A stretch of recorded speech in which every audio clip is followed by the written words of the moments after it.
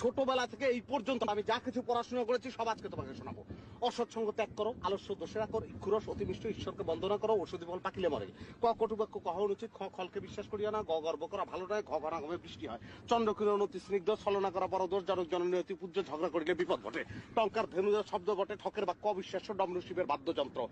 তপস্বীরে বনে থাকেন, থপ করিয়া ভেগ চলে, দরিদ্রকে অন্নদান করে ধর্মপথ অবলম্বন করো, তথা নম্র হইতে চেষ্টা করো, পণ্ডিত চুপ, পণ্ডিত লোক সভামান্য, ফল দ্বারা পরিচয় হয়, বন্ধুর হিত করা কর্তব্য, ভগ্ন চাহ হইও না, মন দ্বারা বিদ্যাভ্যাস করো, হটকারিতে বড় দোষ, ক্ষমা প্রদর্শন দেব ধর্ম। ছোট পাখি কোথা যাও, নাচি নাচি একবার দাঁড়াও না ভাই, ওই ফুল ফোটে পড়ে যাই বধু আহরণে দাঁড়াবার সময় তো নাই। একটা কথা, ব্যাঙের মাথা কি ব্যাঙ, সরু ব্যাঙ কি সরু, বামন গরু কি বামন, হাটের বামন কি হাট, ঘোড়া ঘাট কি ঘোড়া, নীল ঘোড়া কি নীল, অগাডিল কি অগা, বগের পাখা কি বক্কা, কি বক্কানি বক কি কারি, মহারানী কি মহা ধানবাড়ি কি দাঁত পাউদার কি ফাও মিষ্টি খাওয়া। নামটা শুনবি, নামটা দেরিয়া দুগুনি তিন